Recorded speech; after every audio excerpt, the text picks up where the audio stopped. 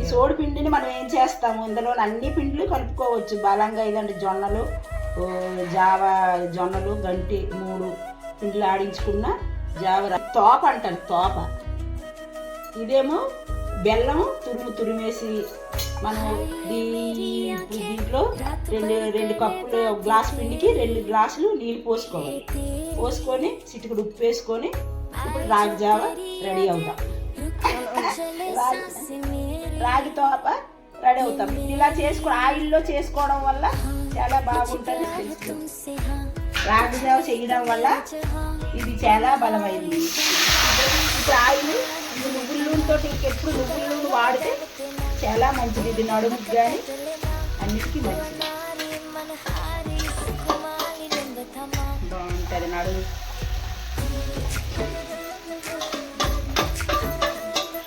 నేను ఇంటికి వచ్చి ఆర్డర్ చేసి కావాలి.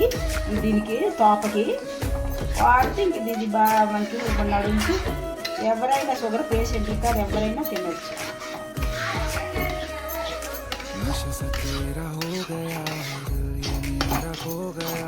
సరే అయిపోయింది అంతే. అక్క చిటికెడు ఉప్పు వేసావా దీని మీద? దీన్ని తెస్తున్నావురా చిన్న పైన నూనె వేసి, నూనె బాగా ఎర్ర నూనె దీన్ని కాంబినేషన్. నెయ్యి కానీ నెయ్యి ఎర్ర నూనె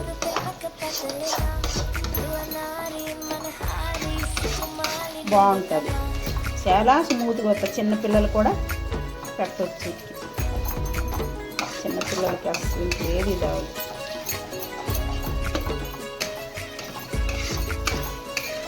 అంతే.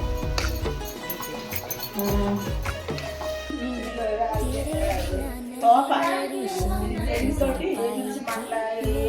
ప్రాంతాల్లో తోపగా ఉపయోగించుకుంటాం. తోప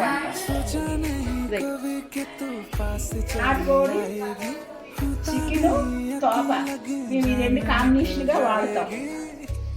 ఎప్పుడు ఏ కార్యక్రమాల్లోనైనా ఇవి తోప సంగట వాడుతుంటాం. సంగట అంటారు కిందన, మేమేమో తోప అంటాం.